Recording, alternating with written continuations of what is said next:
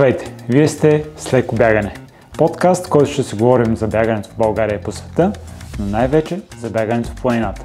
Този подкаст достига до вас благодарение на Видеотехниката, с която този подкаст е заснет, е предоставена от Dynafos. Там може да намерите голямо разнообразие от аудио и видеотехника, както за професионалисти, така и за аматьори. За повече информация може да посетите сайта им dynafos.com. За втора поредна година Volkswagen лекотоварни автомобили са партньор на Леко бягане. Една част от епизодите на подкаста ще бъдат заснети в невероятния Гранд Калифорния. Къща на колела, която може да паркирате почти навсякъде и освен за почивка, може да се използва и за работа. Верига магазини Basecamp предлагат едни от най-добрите марки за практикуване на аутдор спортове. Освен невероятните стоки, Basecamp разполага с байк и ски сервис, а Basecamp Tours ще ви отведе на едни от най-яките приключения в България и света.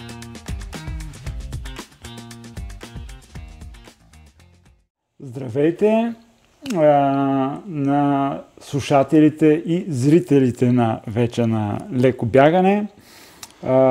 Днес при мен е Христо Цветков, така известния като Ицо пак тича. Все още ли така си известен? Надявам се, да. Няма нещо ново? Ами не, все още не съм. Христо как Христо бяга, пак почива. как спринтира, няма. как увеличава скоростта, как чупи рекорди?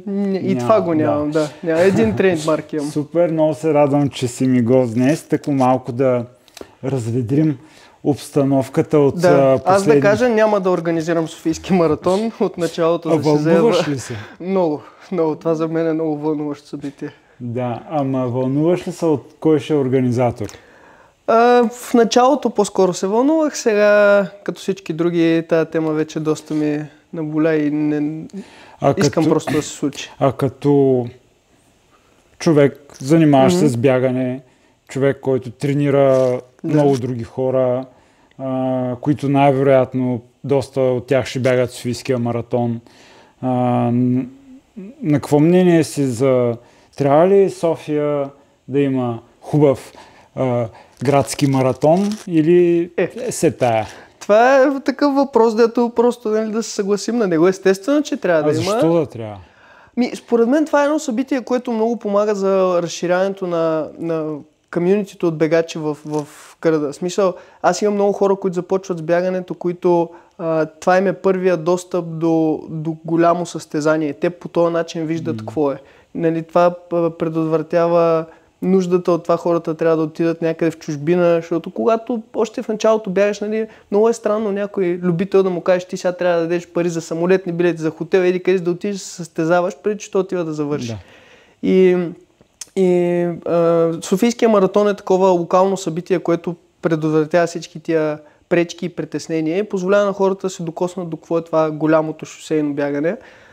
И със сигурност трябва да го има, но ако трябва да съм честен, последните 2 години ние така неформално избягваме да участваме нашата тренировъчна групичка, поне като приоритетно състезание, понеже знаеш, имаше някакви пропуски с организацията и особено с нашата нагласа на това да се готвиш 2-3-4 месеца за състезание, да отидеш и да няма вода и да ти се провалят тия 2-3-4 месеца. Нали? На мен ми е неприятно, пък си представям на хората, които бягат. Така сега по-скоро гледаме на това като някакво място, където да се съберем с приятели, да побягаме тренировъчно, не като на приоритетно състезание, но се надявам това да се промени.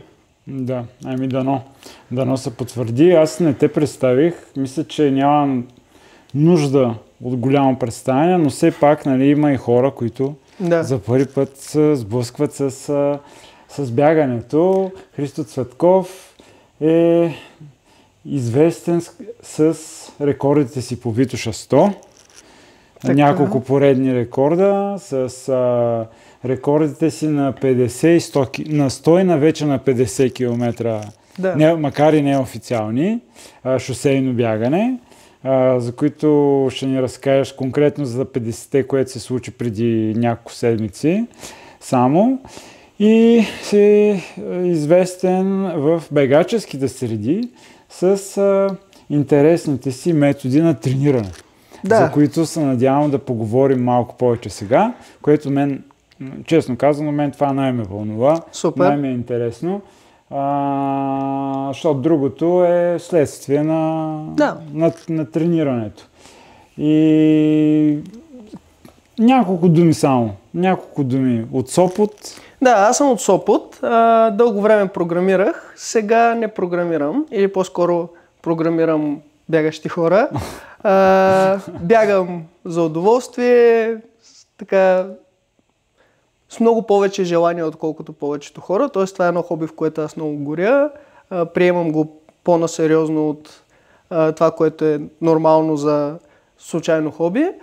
Бягам вече повече от 10 на години и имам афинитет към средно дългите бягания, не в контекста на леката атлетика, а по-скоро бягания тип нещо между 3-4 и 7-8-10 часа. Тоест някъде нещо, което е достатъчно дълго, че да се чувства дълго, ама вече, нали, по-скоро избягвам такива еднодневни, двудневни и така нататък бедствия. Трейл или асфалт? Кое предпочиташ? Асфалт предпочитам заради това, че е по-предвидим.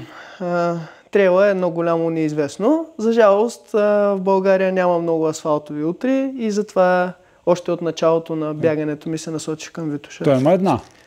Да, не са много. Да. Има една. Има само спринга, да. Но той, макар сега в последните години да се разви и така нивото доста да се вдигна, спринга до преди няколко години беше място, където хората се събират да ядат пица. Нали, не го приемаше никой на сериозно и буквално нямаше нито една шосейна утра, когато аз започнах.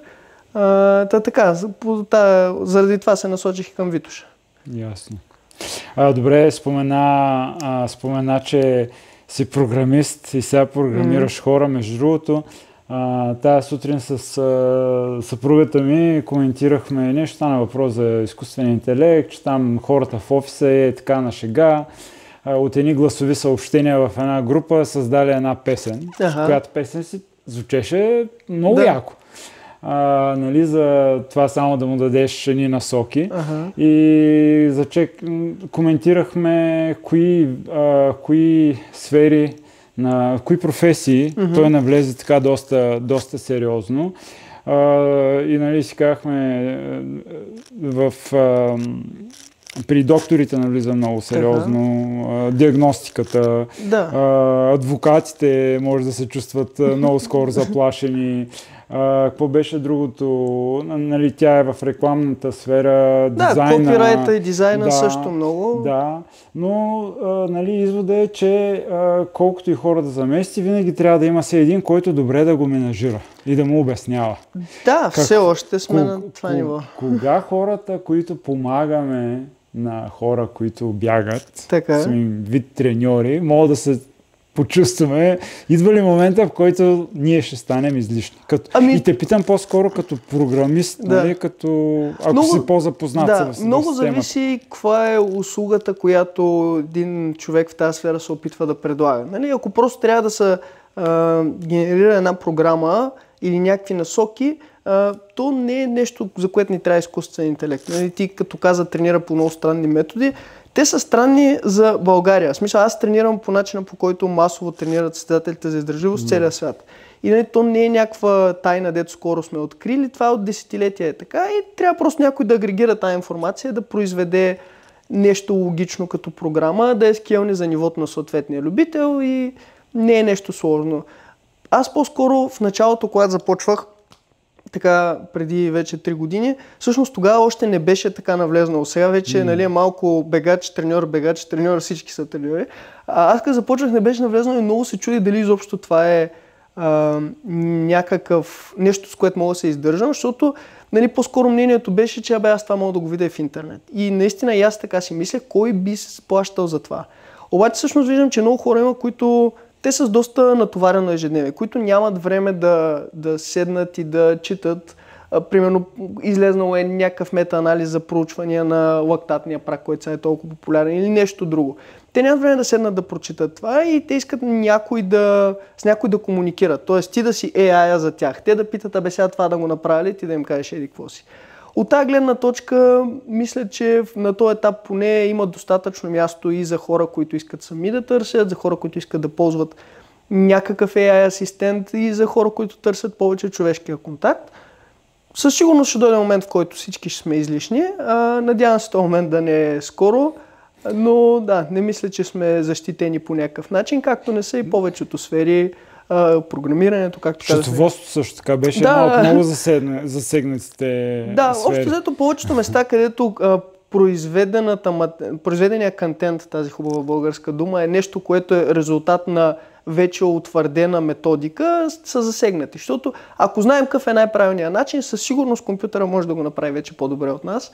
И там, където има още нещо несигурно или нужда от някаква интеракция с човек, тези сфери за сега са по-далеч от момента, в който хората ще бъдат по-заменяеми. А ти сам пробвал ли си знаейки твоята си методика и това, което те кара да се чувстваш най-добре и което вярваш, че най-много те развива, пробвал ли си да му задаваш някакви параметри, да видиш какво ще изкара, генерира като план? Не, т.е. пробвал съм просто някакви тестове, за да видя как би работил. За мен това, което е по-лесно е, аз още когато започвах, всъщност бях програмирал няколко малки модела, които да успяват да генерират на база на параметри, да генерират програма. Тоест аз да кажа, искам да се готва за това, подготовката да е към 2 месеца, в тия дни така и така, в тия дни така и така. И този модел да може да генерира текста за цялото нещо, интензивностите, пейсовете, и сега продължавам да си развивам това нещо и да го използвам все още. Тоест един много basic Успява ли AI. да се доближи до това, което ти би седнал и написал? Да, защото параметрите, по които го генерира, са мои. Просто не трябва да пиша днес имаш леко бягане 60 минути с 45-6 минутен километър. Мога да напиша 2 числа и той знае какво значи тия 2 числа и да генерира целият текст около това. То от тази гледна точка спестява ми време, но все пак не е нещо, което мога да кажа, дай ми тук 3 месеца за този човек и да чакам на готово да стане. По-скоро е ден за ден си решавам аз. Да. Супер. Ти тренираш целенасочено. Сега мога да кажа дори, че подготовката ти е дори професионална, макар да не си професионалист в това, което... Ако избегнем конотацията на професионално в смисъл плащат ти, аз смятам, че се занимавам, Да, от колко години вече е това? Сериозно започна, т.е. целенасочено почна да се готвя, може би през 2018, като естествено не е било от утре ставам про, но може би в рамките на 2018 до 2020-2021 така постепенно прогресирах от много запален любител, който да кажем отделя 2-3 часа на ден, до някой, който добре искам да видя как може да стане най-добре. Да. И всъщност от тогава, да кажем, 2020 или 2021, до сега са колко? 4-5 години, зависи от кога го смятаме. Ти общо взето всяка година си се готвиш основно за 2-3 неща, да кажем. 3, Да. И през останалото време не участваш на никакви други състезания. Не. Това е Витоша 100, това е Спринг, ако ги караме по хронология. Да, Спринга, Витоша 100, и нещо есенно. Евентуално есента. Имаш опити с Спартатлона, 3 опита имам, Ironman 2 имам есенни, 100 мили бягах на писта веднъж есента. Но като цяло... Миналата година имаше интерес към маратон, не се случи. Миналата година имаше някакви драми, но пак вратата остава леко отворена. Поглеждайки назад през тия 5 години, да кажем, колко се видоизмени подготовката ти като методика? Смени ли нещо? Генерално не. Тя се променя по-скоро на база на блок или 3 месече. Тоест, сега се готвих за Спринга, което там се опита да бягам 50 км, възможно най-бързо, което е бягане около 3 часа или много близо до една стандартна маратонска подготовка. И бягам по един начин. Миналата година по същото време се готвих за норматив за Спартатлона, който беше там 120 км. На много по-бавно темпо, 10, 11, 12 часа, съвсем различна подготовка. Тоест нямах толкова високо интензивни бягания, имах повече време на крак. Няма нещо, дето генерално да съм променил, по-скоро спрямо състезанието се променя и това. И естествено, с времето махам някакви неща или леко променям, преди да кажем имах... спазвам едно, то е супер основно правило, много често Стив Магнус го цитира, Който е за публиката, да кажеш? И един от ресърчерите в тази... Ти даже си цитирал, не знам дали знаеш, един от неговите подкасти. Той преди е бачкал в Nike, после whistleblower на Nike по време на Салазар. Сега има няколко книги, основно на тема психологията на спорта, но също така и ресърча дълго време в треньорските методики и похвати.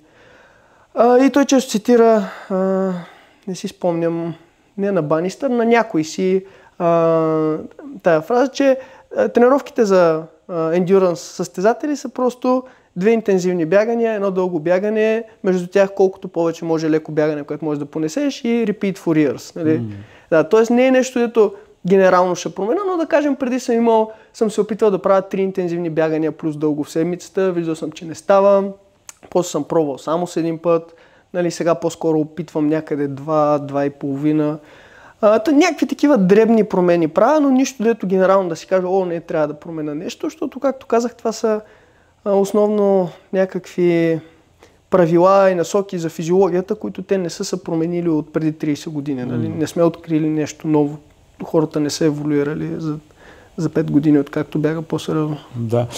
Тренирайки, предполагам, за тия 50 км, които бяха преди 2 седмици, подготовката ти се доближава доста до една маратонска подготовка. Да, даже много. Даже аз реално нямах дълги бягания, защото за мен това състезание, понеже идвам от по-продължителните интензивности, аз никога не съм гледал на това, като ще мога ли да го избягам. По-скоро целта беше интензитет. За колко ще го избягаш, да. Но ти знам, че много често си правиш тестове, нали, конкретно в Южния парк, където проверяваш моментната си форма подготовка.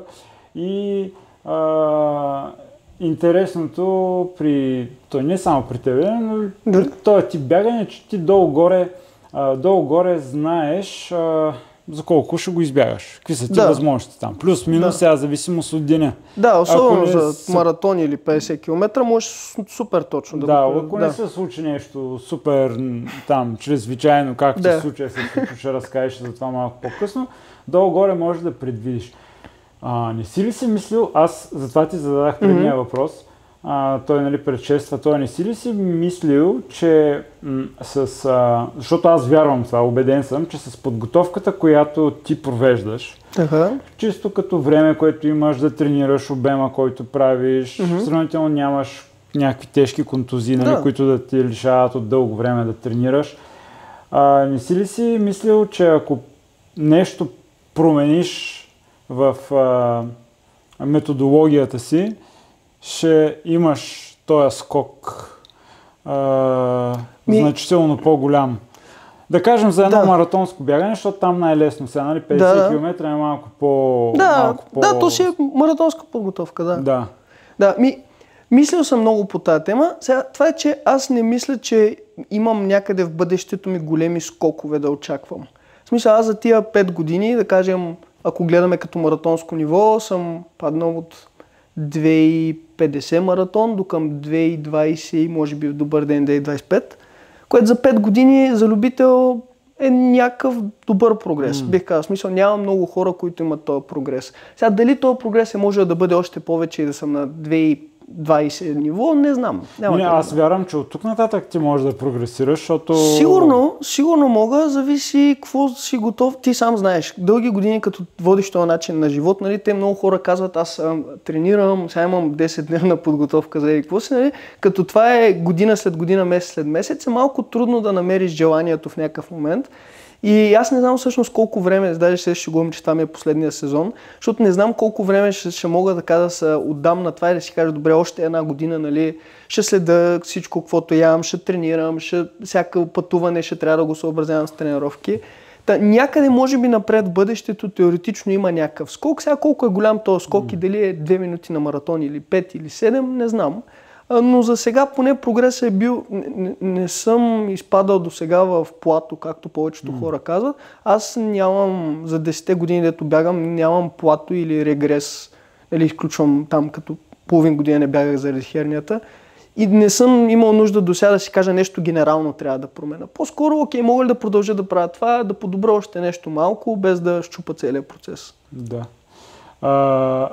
нямаш интерес да видиш, искам да видя колко най-добре ще се справя на един маратон? Не. В смисъл, имам интерес от гледна точка на това, че ако се случи свободно 3 месече, в което ми се тренира в добра форма съм, бих пуснал маратон. Нали?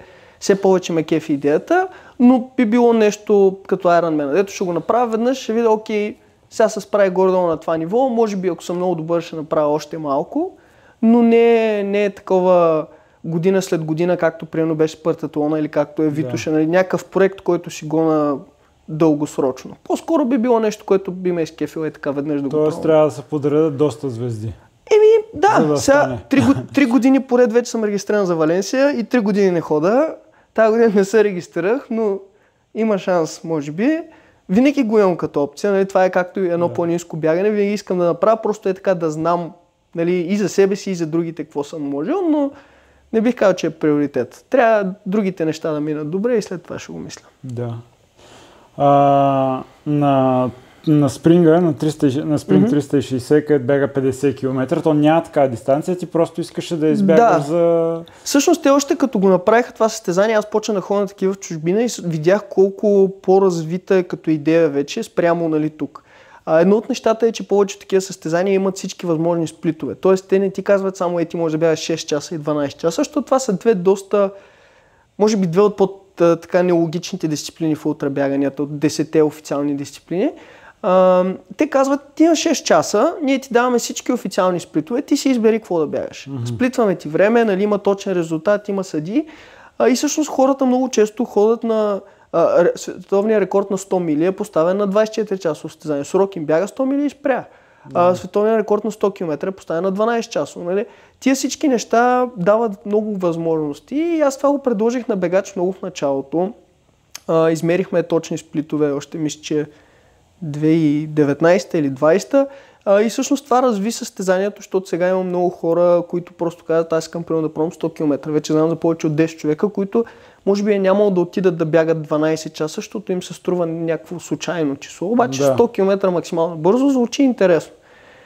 И да, и аз така реших, аз на 100 км като бягах и 50 мили постиженията са на спринга по време на 12-часовото. А то в едно бягане ли се случва? Да, в едно. Да. Но тия двете са достатъчно близки, че да е възможно. Тоест 50 мили са 80.5 км, нали?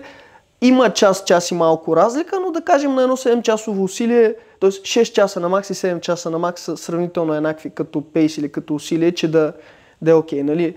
Не бих поставил 50 км рекорд по време на 12-часово бягане, защото ще е много различно нивото. Да.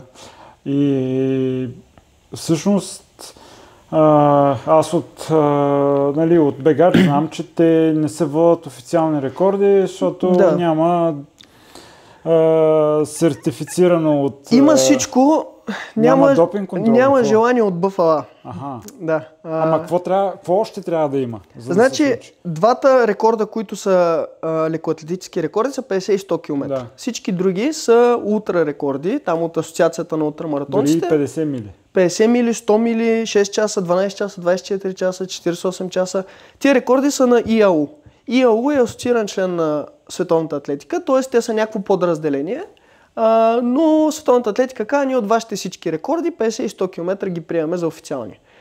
И точно тия два рекорда ИАУ няма контрол над тях. Трябва националните федерации да ги решат. Националната федерация на повечето места си казва, това е лекоатлетически рекорд, искаме всичките критерии, които са, нали, освен стандартните електронно времеизмерване, поне 3 състезатели, не помня още какво беше, те искат съдии на федерацията и допинг контрола. И това много трудно се организира, защото ние една година се опитахме да направим национален шампионат на 100 км съвместно с БФЛА и бегач на спринга. Платихме, нали, от името на нашата си асоциация всички, някои от които малумни разходи, но покрихме всички критерии за немалка сума пари. Извикахме съдии, платихме на тях, платихме за допинг контрол, сертифицирахме трасето и БФА казаха, че супер момчета, ама няма да е национален шампионат, ако искате може да си го правите така всяка година, което, нали, няма никаква логика, защото ти го правиш това с идеята да има някаква тежест. И от тогава нататък така ни се разделиха пътищата, като сега по-скоро нямаме желание да правим това нещо на спринга. Според мен да искаш да поставиш най-добро постижение, не трябва да е функция на това колко пари си готов да дадеш. Защото сега в момента, примерно съдиите на спринга, предния път струваха 4 цифрена сума, да дойдат едни хора, които никога не са съдействали такова нещо. Аз да принтирам правилника за утре, защото те нямаха представа как така се сменя посоката, примерно, нали, то е нова концепция, да им го обясна, те да са там, и да си тръгнат. После допинг контрола, знаеш, България минимума, дори само урина е 600 лева да дойдат съдиите да го тестят. Ти трябва поне на първия мъж и първата жена минимум, т.е. пак 1200 лева. И като са готови всички тия критерии, нали, ти вече официално си рекордьор и трябва да пишеш на статистика на БФА да го добави в списъка с рекорди, защото той не знае.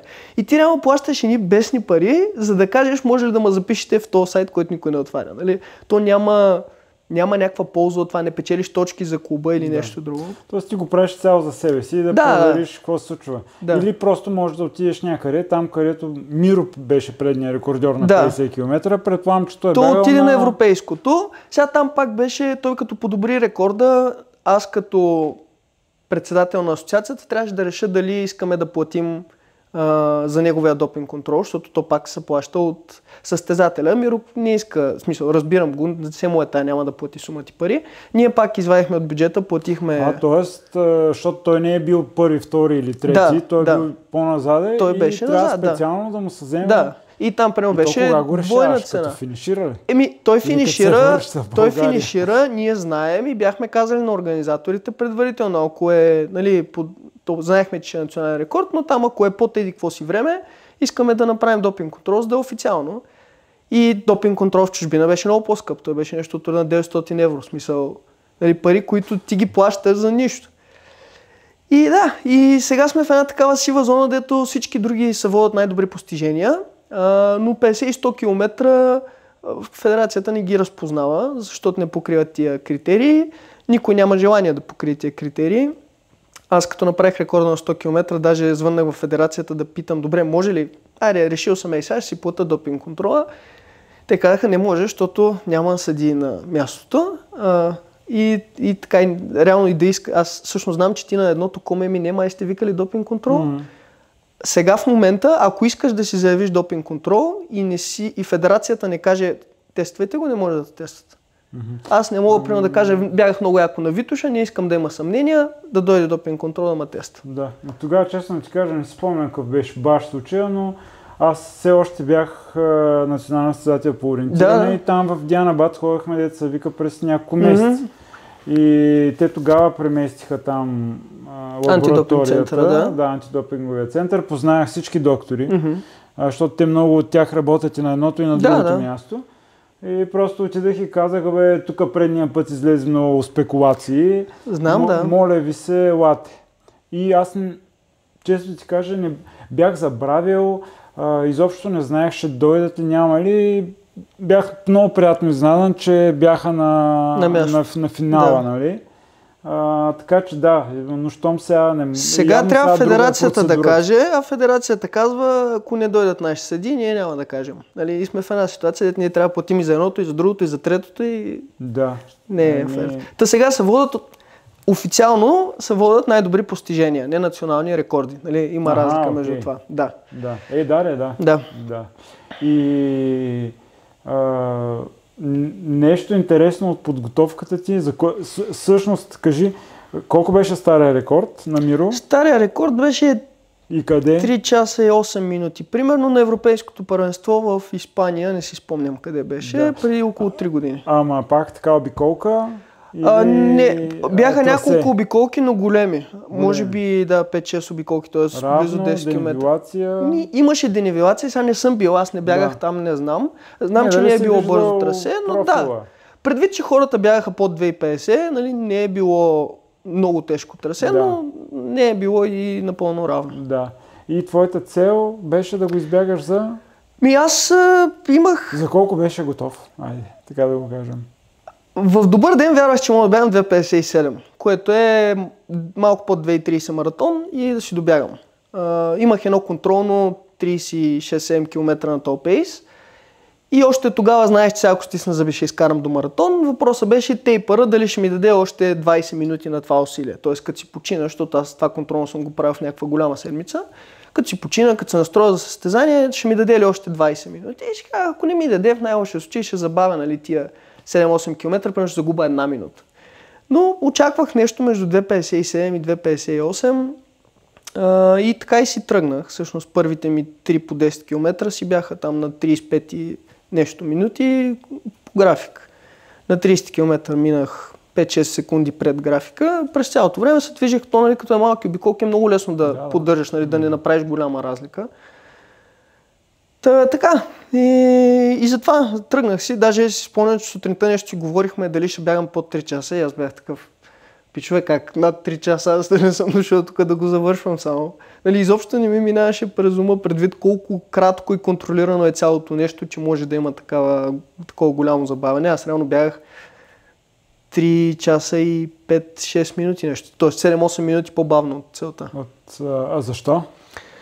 При положение, че е толкова контролирано. И че всичко е било наред, нали? Това, да кажеш да си имал някаква контузия, да имаш, нали, предположение, че нещо може да се обърка.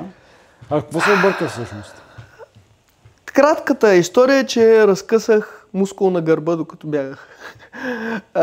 Което... Това за първи път го чувам. Как и аз така.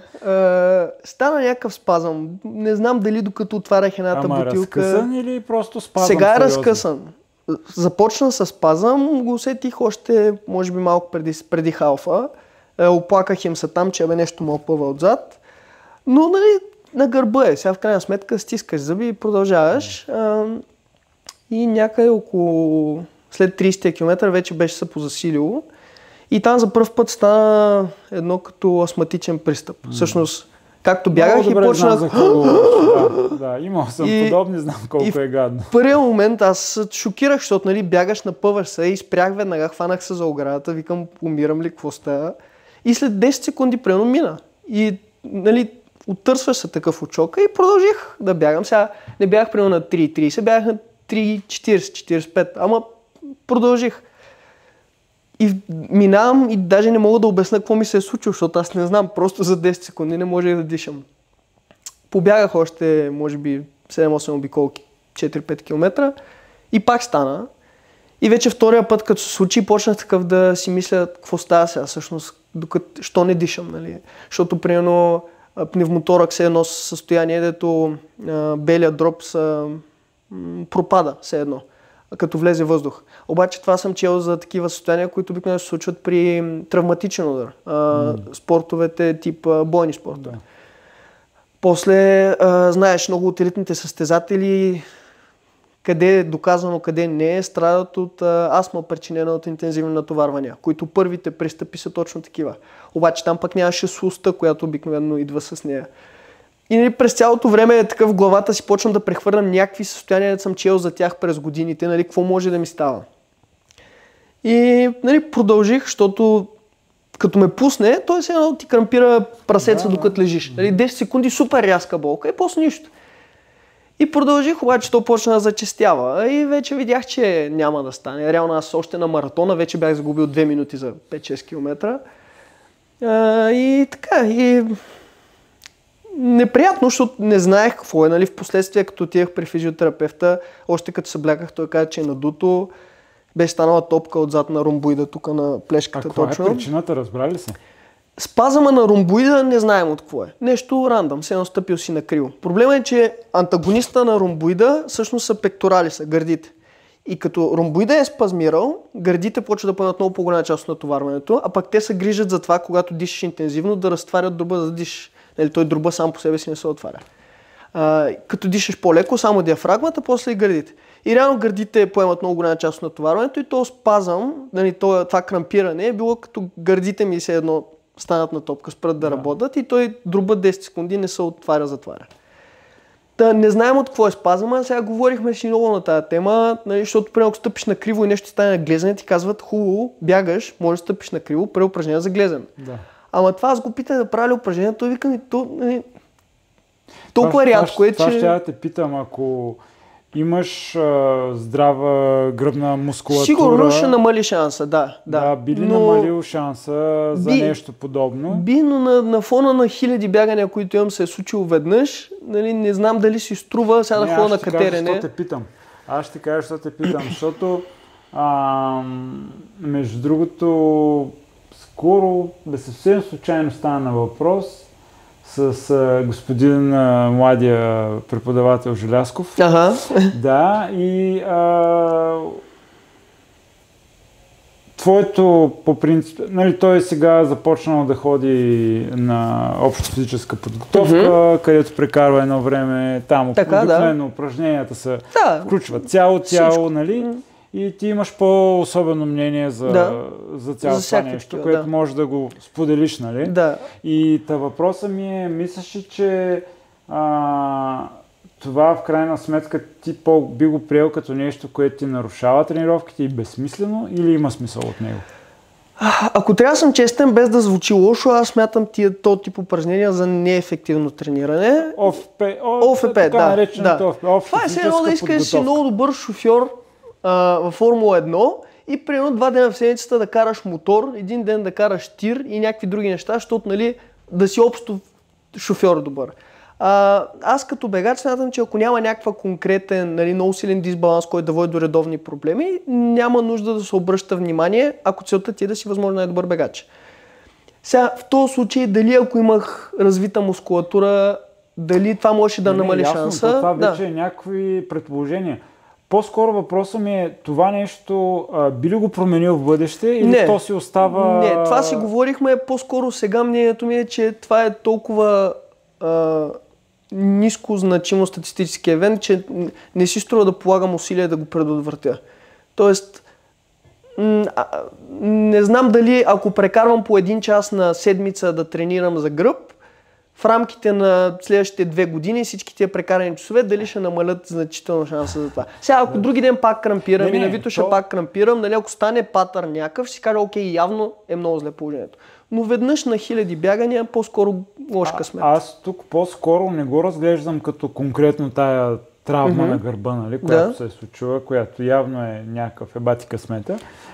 По-скоро, нали, от практиката ми през всички тия години вече, които бягам, сега естествено, че вече не съм и първа младост, но знам как реагираше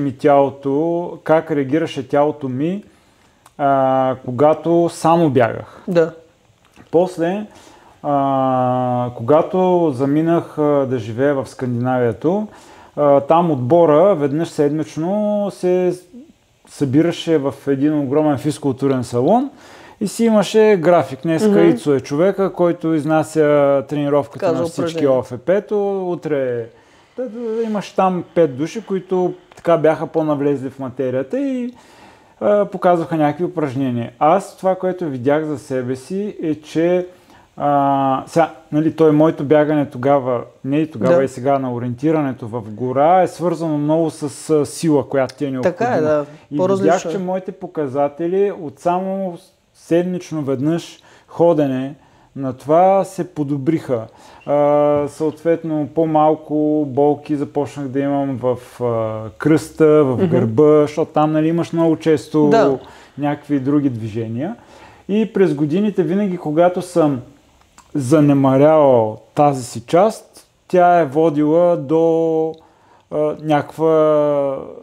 някакъв такъв дисбаланс. Ама задължително. Сега, колкото по-млад бях, толкова по-рядко ставаш. Толкова колкото напредваха годините, имах много километри зад гърба си.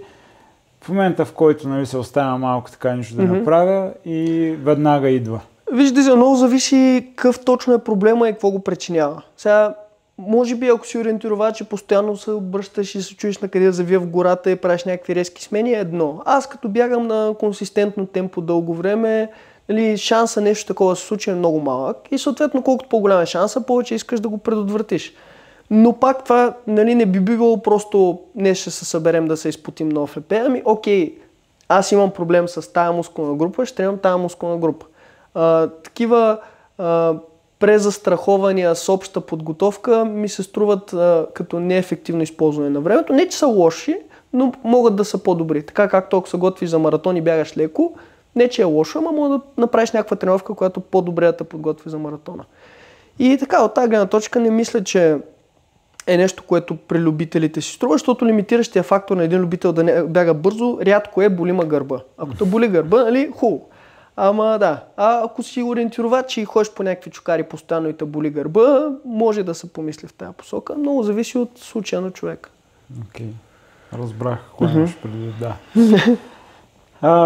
Ами, добре, кое е следващото? След Витоша. Пак ще има Витоша. Миналата година чака толкова години за суха Витоша. Не стана. Миналата година, по това време, началото на април започнаха драмите. Аз всъщност много по-късно, като мина Витоша, разбрах, че ти си пак стана някакъв случайен разговор, че си стъпил на криво. На Витоша се хлъзнах, не стъпих на криво. Хлъзнал си се? Да, хлъзнах се, проблема беше... Не, казвам ти, защо го казвам, защото малко преди Витоша ходих да карам колело.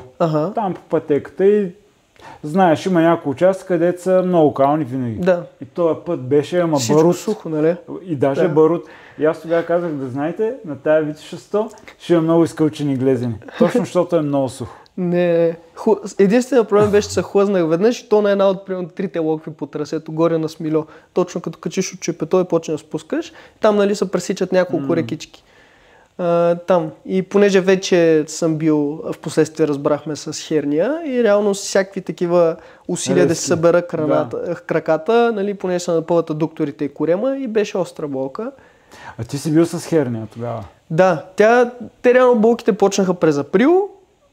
Менажирани бяха до към Витоша. Къде беше хернията точно? Ингвинална. Тя беше двустранна, ама повече от дясно. В смисъл от дясно беше по-голям проблем. Операционно не се е налагало да правиш нещо? Не, правих операция. Да. Правих операция през септември, но беше такава вече, нали, не е като едно време, да са ги порили с ножа. Аз, например, на 3-тия ден карах колело, на 5-тия бягах, нещо е такова. Да. Но да, беше това и аз за миналата Витоша още при старта знаех, че е такъв. На старта се ядосвах сега ако бях як. Нали, знаех, че няма да бягам силно, ама да, беше много суха. Исках да видя какво е смисъл. То ни убил дъжд тук 5 години. Да, и всъщност ти не се знаел, че имаш, това сега го разбирам, че имаш херния. Знаех, че имам някаква болка, не знаех каква е причината. Нали? Още имахме съмнение дали са адукторите, дали е корема, дали какво е. Впоследствие вече бяхме сигурни, че е херния, но да, през този период просто знаех, че нещо ме боли и не мога да тренирам. Горе-долу съм окей, ще поучаствам да видя какво е. И вече горе като стъпих на криво и се хлъзнах, то са, не знам, възпалили, какво стана, смисъл, просто от рязкото свиване много ме заболя. И така, и после си го добягах. Не беше Витошата, с която се гордея. Тая година? Надявам се да не се хлъзгам. Ама се подготвяш отново с идеята да се опиташ да си подобриш времето? Да. Искам да бягам една година, да бягам много бързо. Сега ние с теб сме си говорили за това, даже една година ми беше пожелал, при нас тренира 7:30 и ми каза до година 7:30, викам не до година, искам по-бързо. Нали? Гледам на това като някакъв проект, някакъв ден, в който в деня искам да отида и да дам всичко от себе си. И то естествено таргета всяка година се променя, защото прогресирам. Нямаш ли много оптимистична настройка за това, че на трасе като Витоша, на което е ясно, че не може да се контролира до последния детайл, искаш прекалено много? Да, сигурно. И това сме го коментирали. Това вече не е въпрос на подготовка, а е въпрос на много късмет. Да, което спорта ти знаеш, е много трудно. Колкото по-дълга става дистанцията, късмета става толкова по-малко да е с тебе. Съгласен съм, да. Определено го има този момент и осъзнавам, че нали, аз залагам на някакъв много малък шанс това да се случи. Ама то точно това е якото, че ако успея аз да се подготвя и да се случи добър ден и аз да бягам силно, и това ще е толкова значимо за мен събитие. Нали, аз не гледам на Витоша, като просто искам да бягам бърза Витоша. Витоша е мястото, където си измервам формата. Аз те разбирам. Аз също някога съм разсъждавал по същия начин. Аз съм ходил на състезание и съм искал да бягам бързо, да дам най-доброто от себе си. Обаче, нали, всяка година преди Витоша има някакви предположения за колко ще се избяга. И това винаги съм чувал от тебе цифрата, която е при някакви супер... Ако всичко ми е добре, да. А ти си математик, човек. Да. Знаеш нали това колко възможно е за да това се ме случи? привлича. Смисъл, аз ако си кажа искам да бягам Витоша на 95%, щях съм спрял преди 5 години. Нали? Аз съм го направил това вече. Okay. Искам да видя мога ли един ден да направя всичко правилно. Това е толкова привлекателна в идеята. Вярвам, да. Че имал съм, да се случи. До сега в живота съм имал две утри, дето всичко е минало. Може би 3, ама едната беше като бях по-слаб. Къде? 100 км на спринга преди 3 години и 100 мили в Лондон преди 5 години. Имал съм вече 2 такива дена, дето финиширам и си казвам, аз нямаше как да... Сега може да съм нещо да се обърка, но понеже съм в по-добра форма, сега ще бягам по-бързо 100 км. Обаче за мен на деня, тогава аз дадах всичко от себе си и нямам желание да го правя повече. В смисъл, аз бях така добре, това го направих, зачерпвам го. И вярвам, че и Вито ще стане някога. Въпросът е, че както ти казах, всяка следващата година е малко по-трудно да се мотивираш. Айде още 6 месеца, за да фърлим заровете дали ще вали. Но да, сега... Според мен ти трябва да се настроиш, че ще вали, ще е мокро и ако е сухо като миналата година, да ходиш да палиш на свеща, защото то е по-големо, това е по-вероятно. Нали? Да, по-вероятно е да вали, така е. И с оглед на това, че да се случи втора толкова суха Витоша, според мен шансът е много по-малък, отколкото да е... Да, ама примерно виж, 18-та, 19-та и 20-та на датата на Витоша беше сухо 3 поредни години. Да. Просто след това се случиха няколко мокри и така се прие, че винаги ще вали. Но то е, в смисъл, наистина е късмет. Не знаем какво ще е времето тогава. Да. Но пак тази цялата мистика около това колко неща трябва да се подредят, прави да имаш перфектен ден там, прави толкова по-значим този ден, защото освен че аз бях във форма, освен че нищо не сбърках и деня беше добре, нали, прави деня много по-значим за мен. Но пак това може да го имаш на всяко състезание. Нали? Те хората малко са такива, прекалено много ме свързват с Витоша. Просто Витоша е... На тебе половината състезанието с Витоша, с хората свързват. Да. Въпросът е, че те са Витоша не защото е Витоша, ами защото няма къде другаде. В смисъл, Витоша е състезанието, дето е равно, дълго и близо до София и мога да тренирам там. Нали, ако имаше Спартатлон в Пловдив, сигурно щях да бягам там, защото ще ми харесва повече. Но просто, както примерно Божо свързват с Комемине. Сигурно Комемине не е целият живот на Божо, но той много се кефи на това трасе и си ходи, си го прави всяка година и си е негов личен проект. И аз по същия начин гледам на това. Нали, даже скоро нещо си говорихме, ако няма Витоша, бих ли бягал? Да, в смисъл бих го бягал. Да, ще е по-яко, защото ще мога да си избера ден, ще мога да бягам без да е тъмно, без да е мокро. Да го избягаш в такъв ден? Защото ако има активно състезание там, ми се струва някак си странно. Не, бе, ти си бягай на състезанието. Да. Бягай си. Не, просто не искам да се случва да има такъв рекорд и едикъв си рекорд и нали, ма той както примерно на Комемине или на E4 с сапорт, без сапорт и някакви такива разделения. Ама не, това са две различни неща. Защото ти преди малко каза, аз искам да съм сигурен, че съм отишъл и в ден, знам, че повече нищо няма откъде да се изцеди. Ти си бягаш състезанието, избягваш си го, каквито са условията за себе си, но искаш да провериш и докъде можеш да стигнеш в малко по-контролирана среда. Да, ама неизбежно има сравнение и почват сравнение. Сега той е бил с сапорт, той не е без сапорт, той е бягал на сухо, не на мокро. Предпочитам да съм при равни условия с всички други, иначе те разбирам, много бих... Ама ти на самото състезание, т.е. на самия, ако би направил такъв опит, ти не би променил нищо повече. Ти ще имаш същия сапорт, най-вероятно на същите места, от същото място ще стартираш, от такова, най-вероятно различното е, че ще си го избягал през деня, а не през нощта. Да, това и ще е сухо, а няма да е мокро. Да, ако не е топло. Да, така е, съгласен съм с теб напълно. Сравнението малко там с сапорта и не сапорта не е баш същото, защото това се знае, че ти си отишъл, за да си направиш някакво бягане. Да, така е. Просто са, как да кажа, на мен много ми харесва това, че спорта е нишов и има прекалено много сравнение, защото в трейл бягането ти знаеш, ти ако просто видиш един резултат на някакво търсене, не знаеш колко е силно. Да.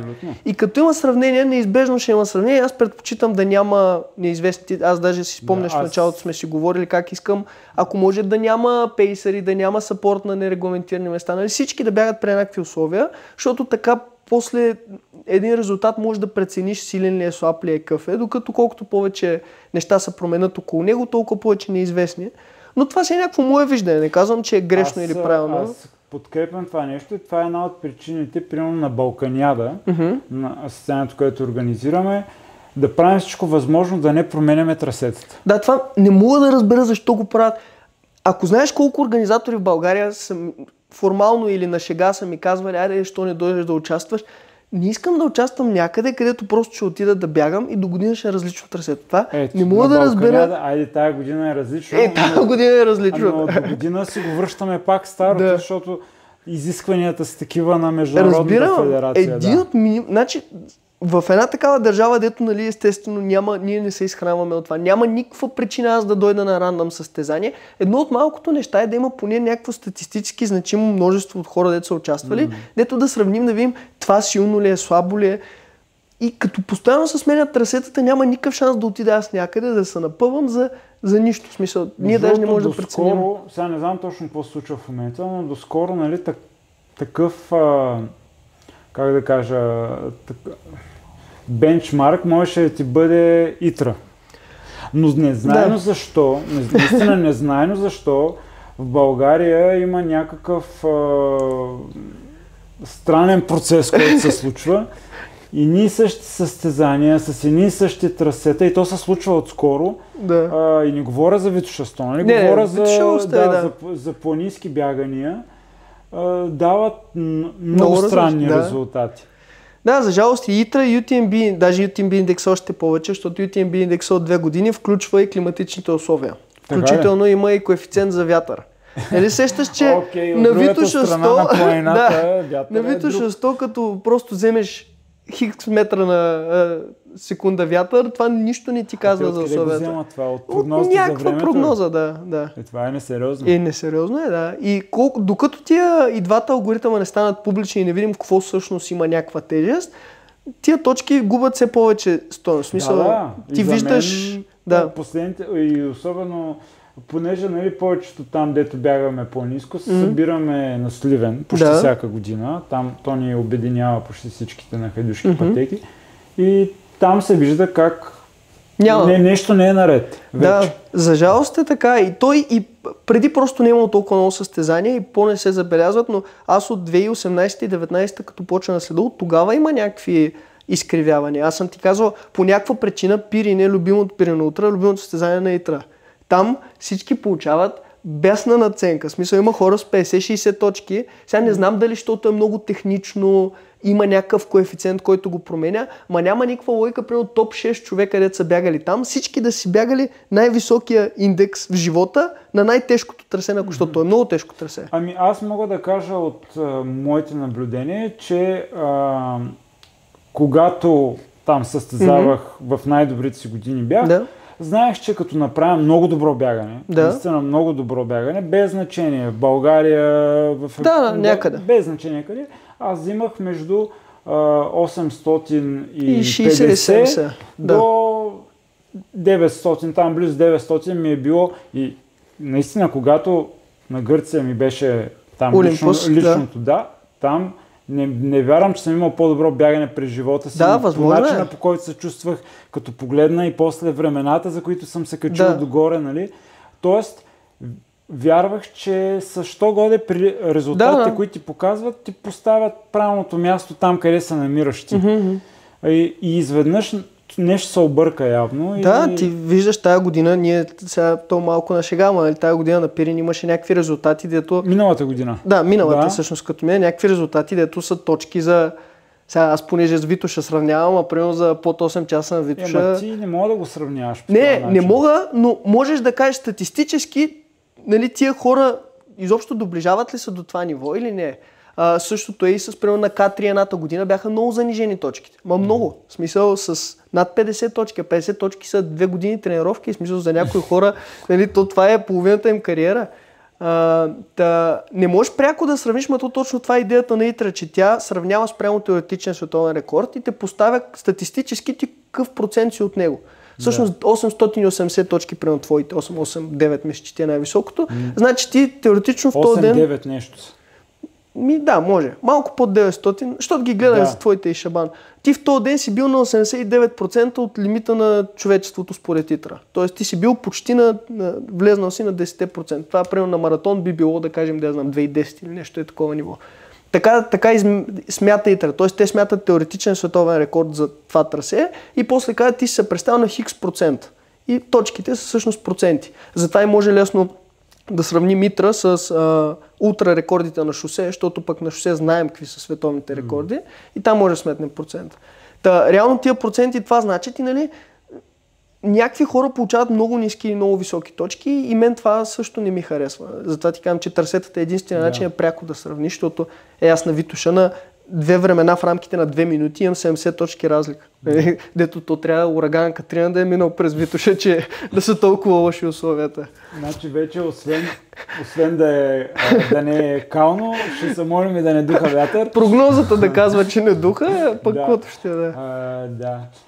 Нещо ще промениш ли тая година? Тая година едно от нещата, дето така предизвика фурор, дето си бях обещал, че ще го изкоментирам в първия подкаст, дето отида, бяха обувките. Виж, за това не говорихме. Виж как знам на къде да тръгна. За карбоновите маратонки. И то не е толкова, че си бягал с карбон. Нали? То всеки днешно време, къде да се огледаш на маратона, дори тия бягат с 5 минути на километър и те бягат с карбон. Защо? Защото е модерно. Не, защото е по-приятно. В смисъл ти, що имаш голям телевизор у вас да гледаш новините, не го слушаш на телефона. Защото ти кеф повече. Не, това не е сравнението. Аз имам много...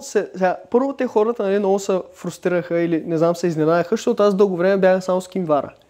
Ама ти мисля, че беше и нещо като... Си беше казал, че няма да бягаш с карбон, защото за тебе еди какво си е.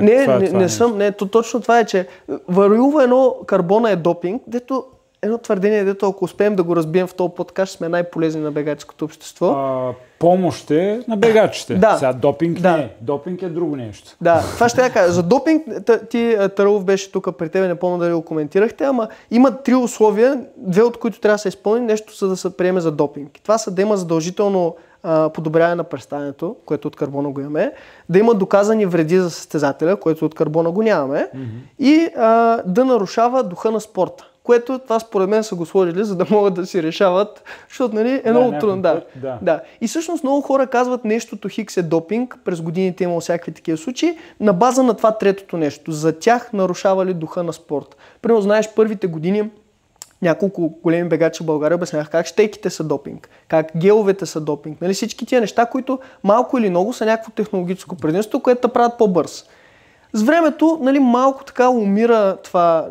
Хората осъзнават, че окей, нали, това е глупост, може да си го използваме нормално. И спрямо това морално как се чувстваш, може не, виж, аз за геловете, те помагат. Да, без гелове, всичките неща помагат. Без гелове, сега 8 часа на Витоша 100 няма да ги изкараш, нали? Да, така е. Така. Обаче, примерно, винаги съм се чудил за щеките, не мисля, че на един помагат, на този, който бяга без щеки, ти като му ги сложиш в ръцете, те не помагат.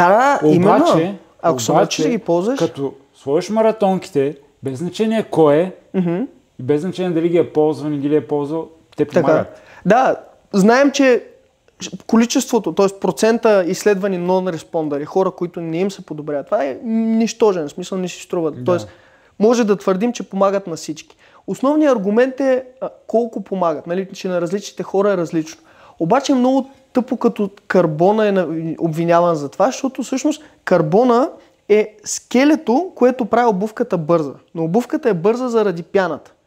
Всъщност, когато Nike излезнаха с първата супер пяна, в която имаше карбон, всички марки пуснаха карбонови обувки. И какво направиха? Сложиха, понеже е най-лесното, сложиха карбонова пластина в Ева пяната. Ева е обикновената пяна, дето си бяга. И тия обувки нямат статистическо предимство пред обикновената обувка без карбон. Карбона сам по себе си не прави нищо. Той е там, защото е най-лекият материал, който може да стабилизира пяната. Защото ако вземем една супер пяна, която дава този процент Energy Recycling се нарича, ама колко от енергията, която удариш земята, ще се върне, При стандартните пяни е някъде между 60 до 75-80%. При яките пяни това може да стигне 95%, т.е. 15%. Това не значи 15% по-бързо, нали? Да си значително повече енергия да си върнеш. Проблемът е, че тези пяни са много меки, за да са отскокливи и не са стабилни. И всъщност още тогава си казват, окей, ние за да ползваме тази пяна, трябва да я направим стабилна. И за да я направим стабилна, трябва да ръгнем нещо вътре. Какво може да ръгнем? Какво използват другите спортове, дето е най-лекото възможно? Карбон, нали? В шукоезденето, в плуването, в лодките, във всеки спорт се използва карбон, защото е лек и здрав. И те слагат карбонова пластина за това. И много хора ми обясняват как усещат как карбона се изкривява и не знам си какво. Карбон, ако се изкривиш, се щупи. Той не е там, за да те оттласне. И реално проблема всъщност, ако трябва да кажем нещо помага, то не е карбона, а самата пяна. И тук идват сега въпросите, добре, ако примерно аз бягам с яка пяна, обаче в нея няма пластина карбонова, това допинг ли е или не е допинг? Защото новите пяни, сега Adidas изкараха обувка, която има над 75% Energy Return. Тоест тя е по-добре от всички първи модели карбонови обувки на света, без карбон. Да. И реално те са били допинг, сега тази обувка е по-добра, но не е допинг, защото няма карбон, което е просто някакъв си параметър. Също аз когато в началото започнах да бягам когато излезнаха и си купих, нали, освен Кинвара на Сокони, те имаха Endorphin Speed и Endorphin Pro, които са двата модела, един е с карбонова пластина, един е с пластмасова. И сега, да, карбоновата пластина е по-добра от пластмасовата с малко, но пластмасовата е по-добра от никаква пластина с повече, защото позволява яката пяна. И сега пластмасовата пластина допинг ли е или не? И нали ти осъзнаваш, че не можеш да начертаеш линия и да кажеш това е да, това не е.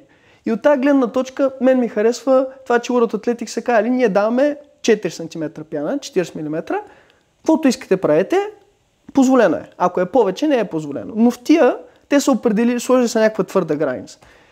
И сега обувките се променят много. Мен това, което не ми харесва е, че не знаем точно колко ни помага. Големият аргумент против това би било, на теб може да ти даде 2%, на мен 4%, защото техниките ни на бягане са различни. И аз като сложа карбон не мога да измеря на мен колко ми помага, ако нямам лаборатория под ръка. И винаги това ме е спирало. Аз даже в други подкасти съм казвал, аз знам, че с карбон съм по-бърз, но не знам колко по-бърз съм. И през тези години, дето целта ми е да измеря и да разбера, що ставам по-бърз, искам да го няма това неизвестно. Тоест да няма тия 4%, аз си казвам, те 4 ли са, 2 ли са, откъде идва.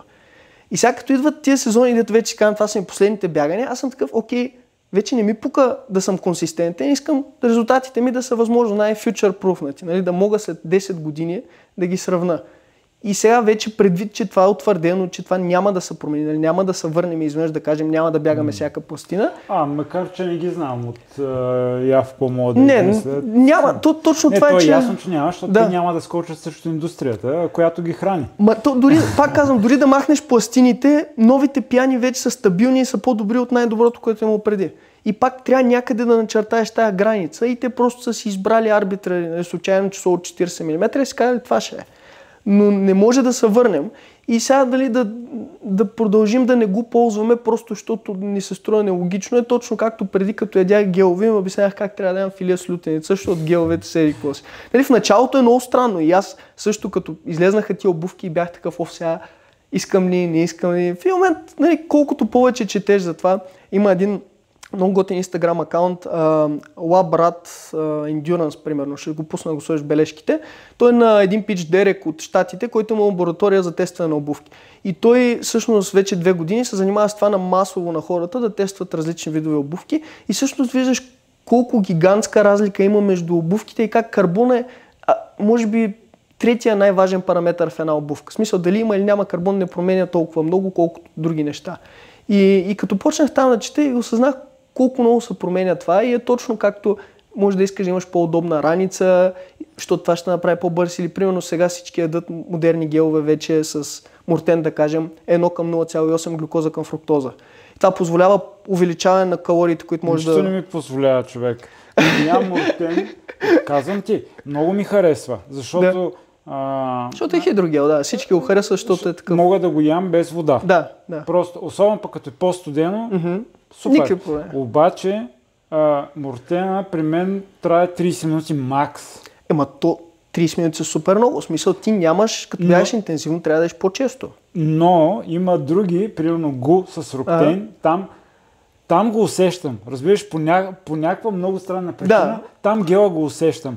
При мортена, аз продължавам да си използвам мортен, защото ми е по-лесен за усвояване, но си взимам и няколко гута, които са ми за такова. Въпреки че аз много харесвам Гу е марката, на която все още тренирам и ползвам Гу от години, Гуроктан и обикновеното Гу, това е някакъв невероятно добър маркетинг, хората да мислят, че има разлика. Те са с еднакъв процент калории, разликата е в едни аминокиселини, които извън плацебо ефекта няма как да бъдат усетени по време на бягане, но дори аз много, понеже вярвах това, то плацебото е плацебо, защото работи. И съм си вярвал, че ги усещам. Проблема е, че ГУ или дори декатлонските гелове са концентрацията на глюкоза към фруктоза е 2:1, което значи, че позволяват грубо 90 грама въглехидрати максимум на час, т.е. 360 калории. Докато сега новите гелове, понеже са този технологичен допинг, променят концентрацията, това са Мортен, Precision, на 1:0,8. Това значи, ти можеш да усвояваш повече калории, позволяват малко повече фруктоза. И всъщност тая endurance революция, която виждаме в ултрите и в колезнението включително, основно е включена в това, че изведнъж хората разбраха, че няма нужда да ядеш 350 калории на час, може да ядеш 450. И това изведнъж отключва едни огромни проценти, дето преди просто с старите гелове не може да ги досвоим, защото няма как, ти ако ядеш повече, просто количеството фруктоза е ограничено. И това пак е технологичен допинг и сега това значи, че не трябва да бягам с Мортен, трябва да бягам на ГУ, защото на ГУ Куро се бягал на ГУ. Не. Във всички спортове искаме да сме по-добри, но е някаква такава, даже аз имах някакви от моите трениращи, дето като видяха им писаха, аз може ли да си купа, ти сега забраняваш ли ги, ти я позволяваш. И аз съм такъв, пичове, всичко можеш да си купиш, смисъл, няма нужда да тренираш много или да си бърз или каквото и да е. Както хората ходят навън с найкове за 300 лева на дискотека вместо с Мат Старки за 30 и в бягането може да си купиш по-скъпа обувка. Сега дали има много смисъл, не знам, ама да, като цяло това табу. Ние всъщност откъде стигнахме? Говорихме за маратонките. Нещо питам, какво ще променя, да оттам аз тази тема ти кажа, защото една седмица вече кипи такова, получих 20 съобщения. За обувките, идеята ми беше, че тая година смятам и за шосе, и за трейл искам да намеря нещо вече, което да ми позволя да се представя възможно най-добре. Аз до сега имам много витоши с кинвари и 2-3 витоши с някаква обувка с грайфер.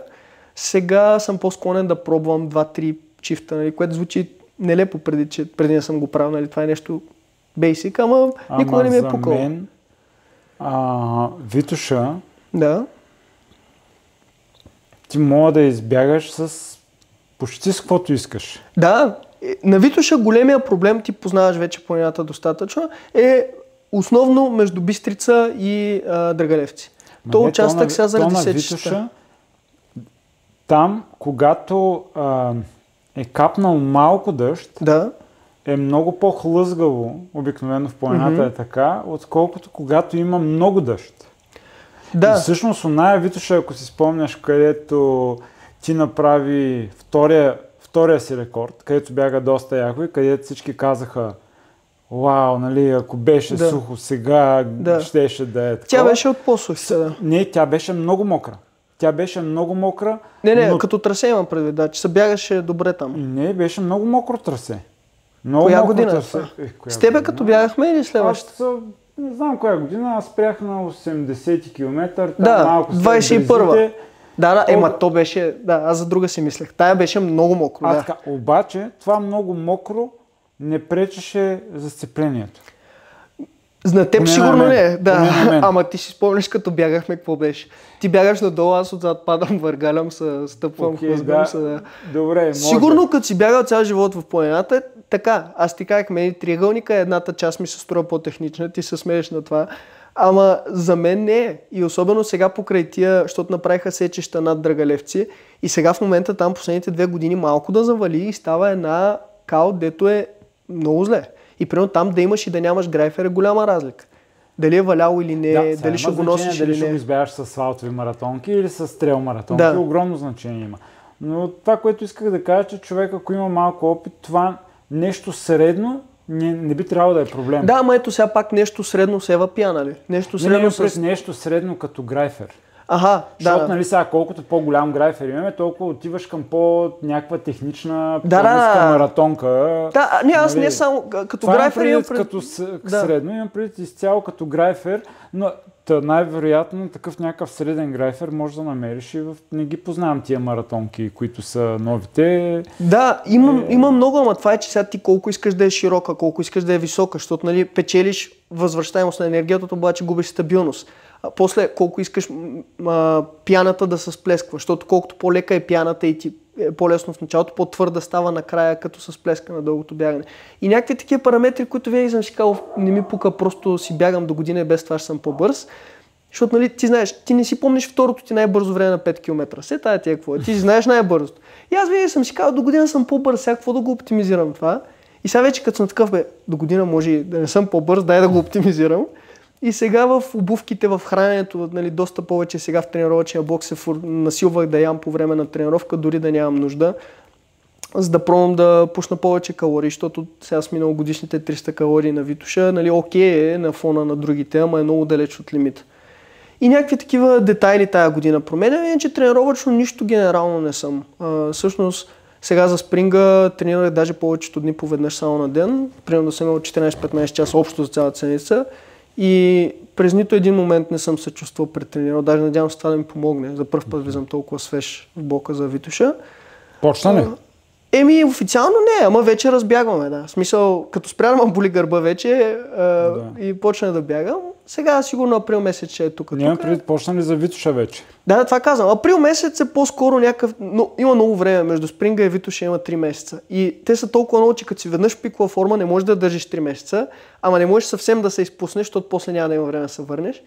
И предни години не съм бил добър в това. Сега по-скоро ще опитам този един месец да задържа на и калориите, и тренирането да са на някаква поддръжка, т.е. да не отивам надолу и да не стана по-добър. И вече след Гергьовден, там като минат празниците, последните 7-8 седмици да видим какво ще стане. И така, надявам се тази година и ще има и конкуренция, може би за първ път от доста време.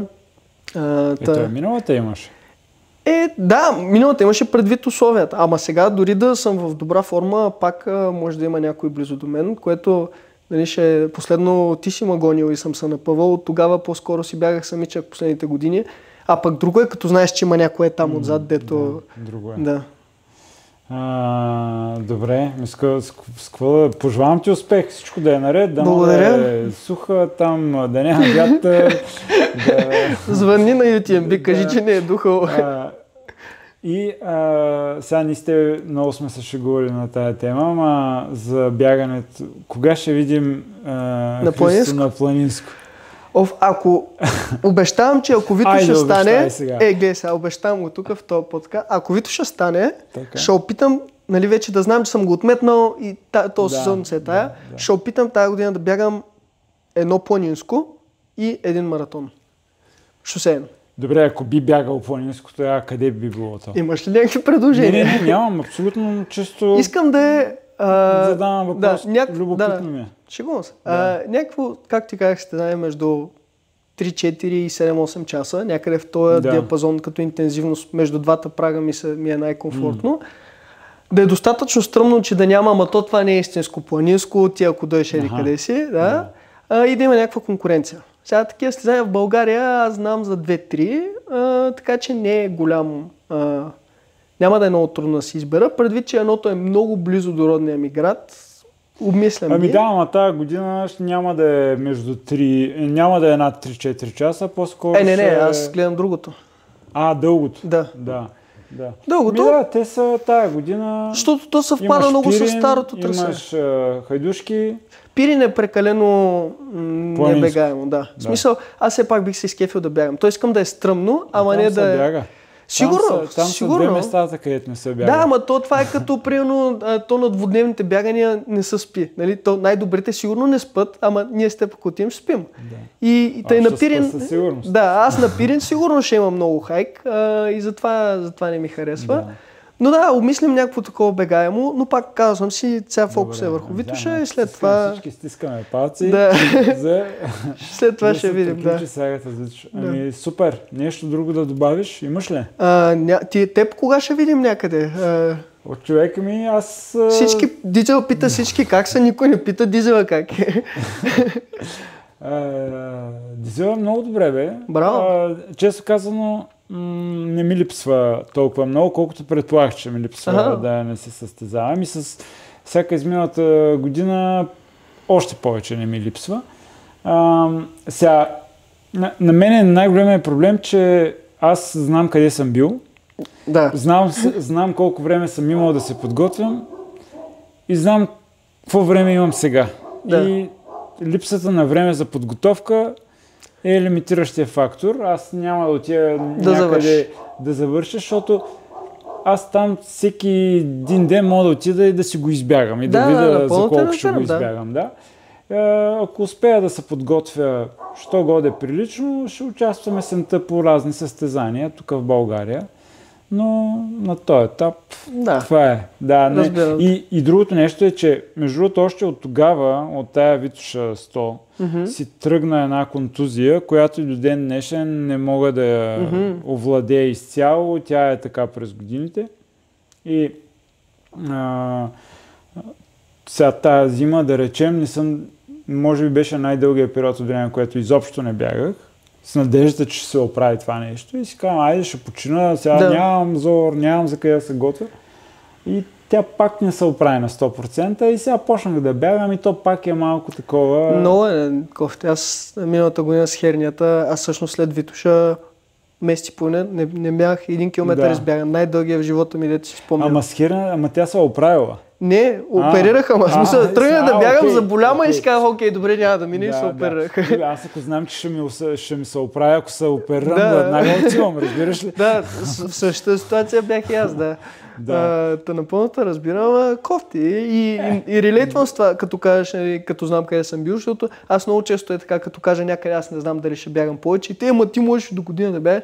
Да, ама като се готвил на това ниво, ти не искаш просто да отидеш някъде така да побягаш за участието. Нали? Да, и то не е свързано, при мен не е толкова свързано, няма никакво значение дали ще стана първи, пети, десети. Аз просто искам да знам, че съм дал максимума от себе си и съм имал време да се подготвя. Да, като си има някакви високи критерии, е много трудно после да си доволен, справих се или завърших. В ориентирането съм имал стартове, където като финиширам, то е много странно, защото там бягаме на такъв индивидуален старт. Не е масов, ами на интервали. И много често съм имал стартове, които съм финиширал и съм бил адски доволен.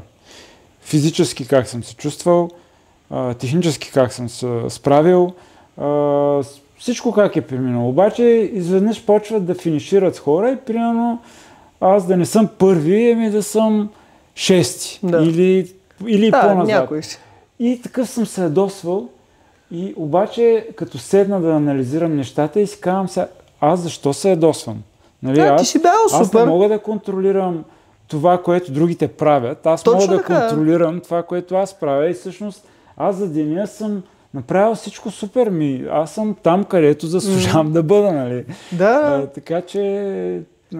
Това е просто като си имал като време или като представя някакви високи очаквания, трудно се върнеш, без значение дали си първи или не. Нали?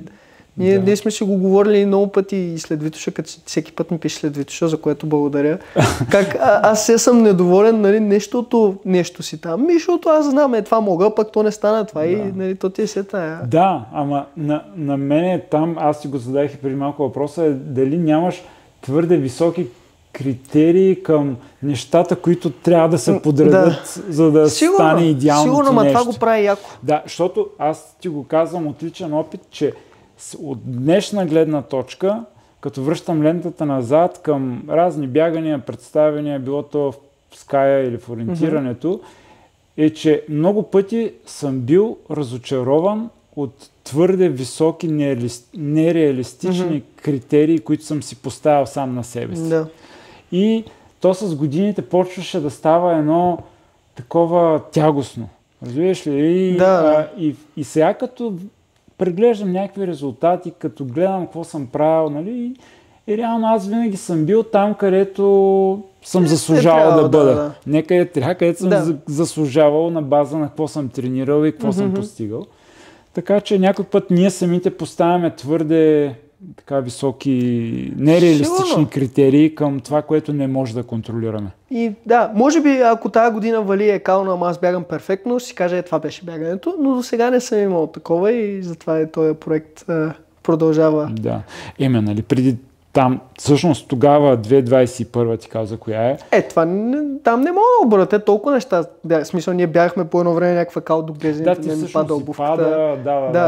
Различно. Да. Най-близо реално бях при първата ми победа, дето никой не очакваше и включително я да спечеля, 8,35, ама това си казвам, че не си го боря, защото е много далеч, нали, от лимита. В смисъл, като много добре си бягал 25 минути на 5 км, не е същото, нали, после като си станал пояк. Сега вече като е по-така близо до лимита ми нивото, искам да се случи веднъж както трябва, ама това вече... Ще дойдеш да пляскаш на финала. Ще карам колело тая година. Така ли? Да. Добре, Дотон. Надявам се да я завърша. Не мога.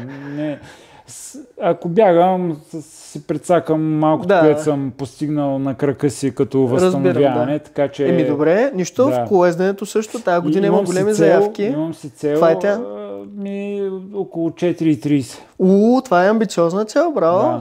Да. Аз имам няколко човека от моите, дето ще карат, може да вържим някакъв бас извън камера. Аз нямам проблеми пред камера, но аз наистина отивам. Готиното на тия... Нали, аз съм много бос в тактиката по време на състезание на колездене, защото много малко съм участвал, но понеже познавам доста добре тялото си и знам на какво съм способен и затова съм си поставил такава цел, която да ме мотивира да тренирам, не за друго. Това ще изиграе добра шега, защото в България колездачите са толкова фокусирани върху техниката, без изобщо. Тоест, те толкова много мислят за деня на състезанието, че забравят 3 месеца, в които се готвят за него. И аз имах така някакви големи разминавания с няколко от тях. Така че, според мен, някой с това мислене на бегач, дето аз ще тренирам да отида да се справя добре, а не толкова аз трябва сега да хвана еди кой си и да карам с него докато оцелея и после да умра. Това според мен може да ти изиграе добра шега, защото просто, ако не друго, мисля, че бегаческото общество, чисто като представяне, има по-добра идея как да се представи добре от колездачите. В България. Най-вероятно те са си прави за себе си, защото виждат колезденето по някакъв по-колездачен начин от мен. Аз го възприемам като някакво физическо усилие, с което трябва да се справя за този период от време. Нали. Ти имаш физическо усилие, имаш лимит, който можеш да постигнеш и караш около този лимит. Нали, не караш на 20% над него, просто за да хванеш някой, защото да стигне. Да, плюс това аз не съм толкова добър карач, че да мога на трейл пътеките да имам предимство от това да карам зад някой друг. Повечето не са, сега може би от бариерата до Чуй Петльово, първите 5-6 км, докато не стане твърде стръмно, там има значение дали имаш човек отпред. Има през цялото време, но да се напъваш до там, защото сега в момента с двама колездачи, които са така достатъчно добро ниво, го обсъждаме точно, защото почва подготовката, да се напълваш до там и да хвърлиш всичкото това излишно усилие, което после трябва да го връщаш с данъка, не си струва. На Витоша, нали, най-важно е да, ако успееш да се качиш по-в първите горе до тихия кът, без да предобреш, за да можеш да спуснеш, да стигнеш хоризонталата и оттам нататък си караш състезанието. Казвам го като някой, който е завършил с колело Витоша веднъж преди 10 години и е падал 3 пъти. Аз съм обикалял няколко пъти така тренировъчно. Да. Сега си постегнах прилично колелце и разликата там, за разлика от бягането в хубавите и... Ето ти си купил допинга. Да, и хубавите и лошите колелета е много, много голяма. Нали, имал съм дълги години тежко колело. Всъщност, когато правих Комемине с Бойко Танчев, там, когато бяхме тръгнали на наша си разходка, до средата бях с моя велосипед, който си беше алуминиев, 16 кг, доста тежко колело, 27,5. и бях взел назаем едно колело карбоново, което не ми беше точно мой размер, малко беше компромисно, но беше 11 кг, 29-ка. И аз едно се качих на такова... Природи се, нали? Да. Различно е, да. Да. Така е, да. Ще е интересно, ще те следа, значи. Ще подгрея, ще кажа къде има кал, къде няма, ще знам всичко. Ето това е ти и Хриси Козарева. Тя всяка година минава трасето с колелото и ми пише да ми каже какво е. И сега от теб ще чакам. Отчаяващо зле. Имало и такива съобщения, да. Да. Ами супер, мерси много. Радвам се, че бях така. Айде.